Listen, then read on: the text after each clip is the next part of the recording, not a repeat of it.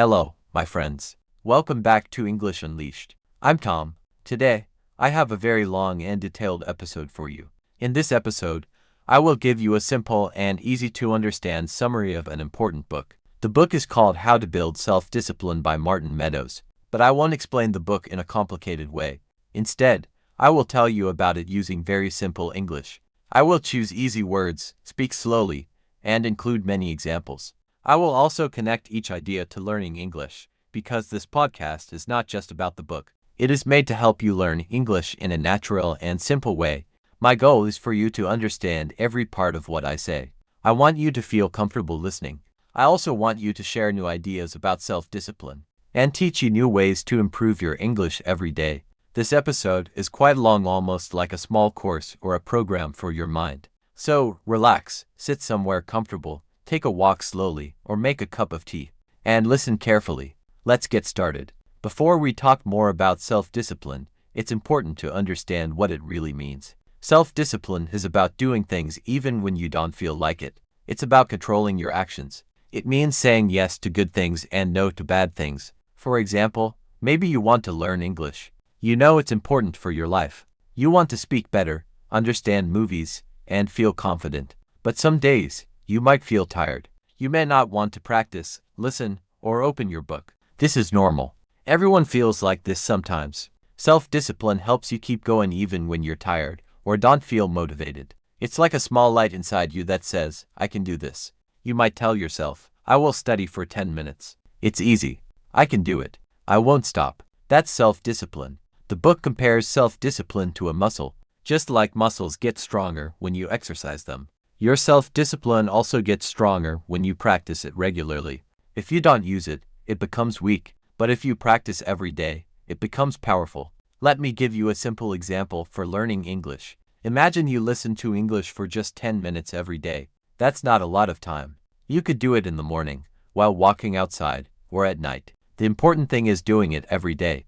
Even small actions like this build self-discipline. Over time, your mind becomes stronger, and your English improves. You start feeling proud of yourself.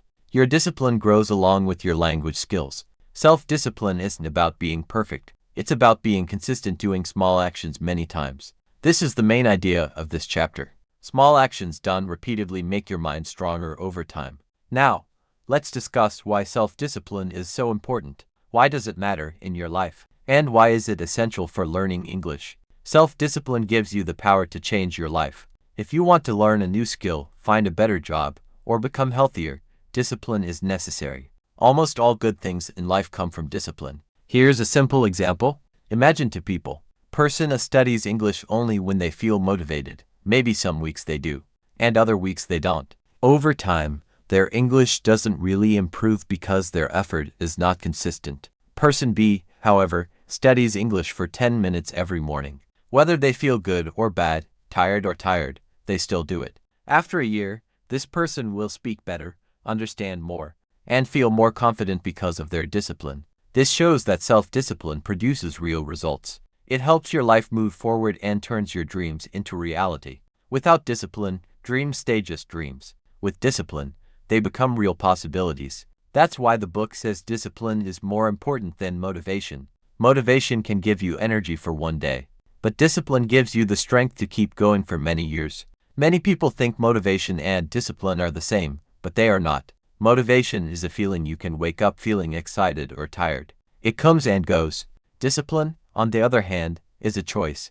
It is about taking action, even when you don't feel motivated or energetic. You can feel tired but still remain disciplined because discipline isn't based on feelings.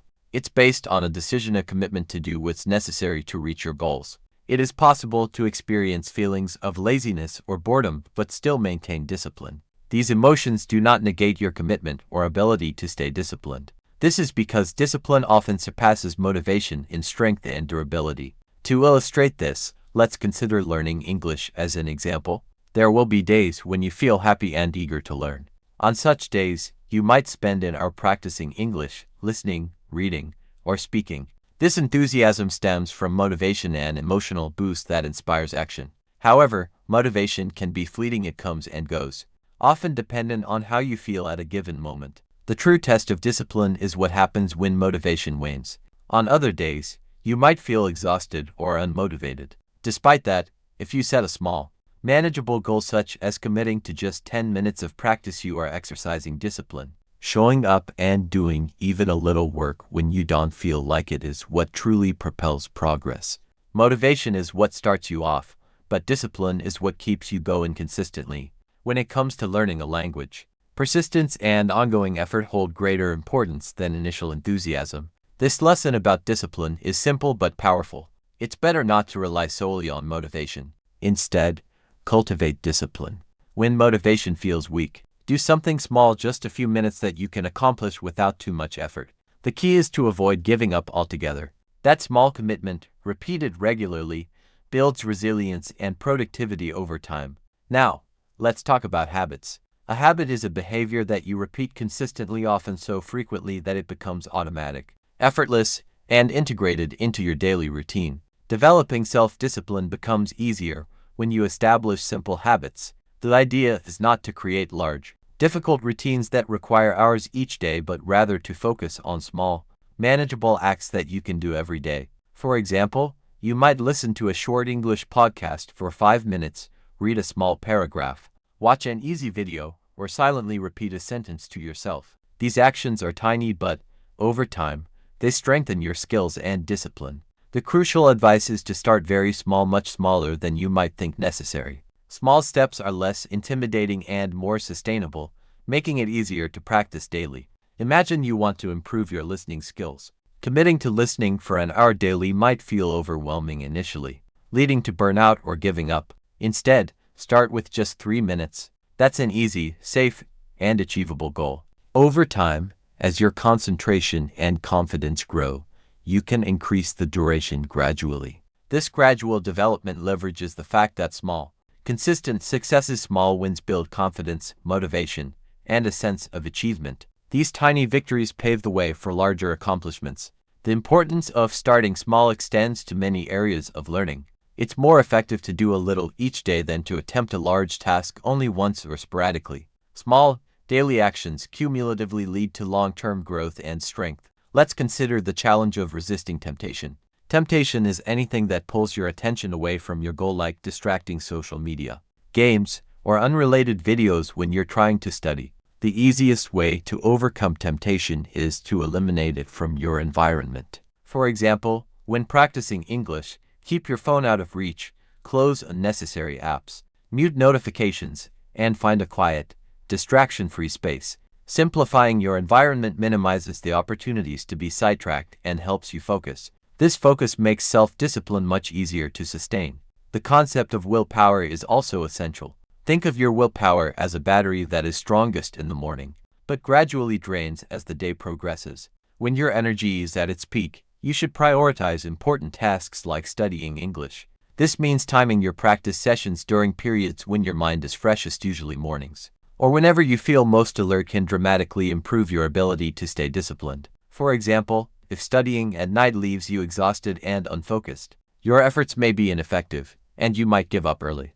Conversely, dedicating even a few minutes in the morning when your energy is abundant makes the process feel easier and more productive. This simple adjustment, aligning your study time with your natural energy levels, can greatly enhance your discipline and progress. Furthermore, controlling your emotions is vital. Sometimes, feelings of sadness, anger, stress, or boredom can interfere with your ability to focus and remain disciplined. However, these emotional states are normal, and they do not have to halt your efforts. Even when you feel overwhelmed, tired, or emotionally drained, you can still act. For instance, if you're tired, commit to just 5 minutes of practice. If you feel sad, listen to a short story. When stressed, read a few sentences, or repeat simple phrases. When bored, do small exercises.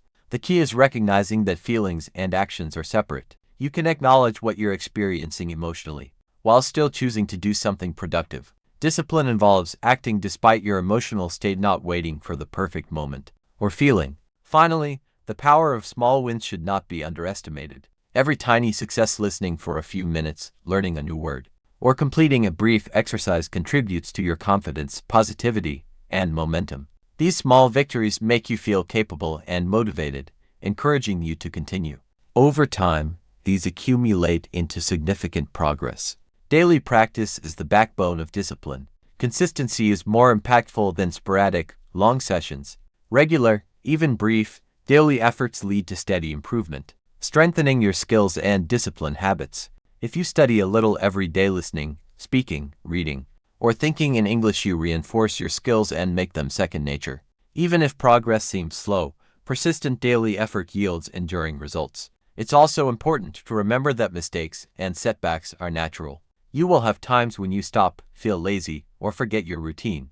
That's normal because you are human. The real measure of discipline is not perfection, but resilience, the ability to get back up, restart, and keep going. Don't be discouraged by temporary failures. Instead, view them as part of the learning journey. The essential attitude is to acknowledge missteps, but immediately renew your commitment to your goals. Many students experience moments when they feel discouraged or face setbacks. They might feel sad, disappointed, or even angry with themselves. I always reassure them that it's perfectly natural to have these feelings. What matters most is that they understand they can come back from these moments. They have the ability to pick themselves up, continue their journey, and stay strong. Forgiving oneself and starting anew is a vital part of developing discipline. Discipline is closely connected to how we see ourselves. Our actions are influenced by our identity, how we perceive ourselves. If a person believes they are lazy, their behavior will reflect that belief. Similarly, if someone thinks they cannot learn English or that it's too difficult, they may give up before even trying. But if you see yourself as someone who practices English every day and genuinely believes you are a learner, your actions will align with that identity. Seeing yourself as someone who is growing and improving encourages consistent effort. Your sense of who you believe you are shapes your discipline, which in turn leads to progress. However, discipline is not only about self-view, it also needs a clear purpose. Having a purpose means knowing why you're making an effort. It provides direction and focus, making it easier to stay committed. When you understand your why, whether it's to get a good job, travel, connect with friends, enjoy movies, or feel confident, you will find your discipline more natural and sustainable.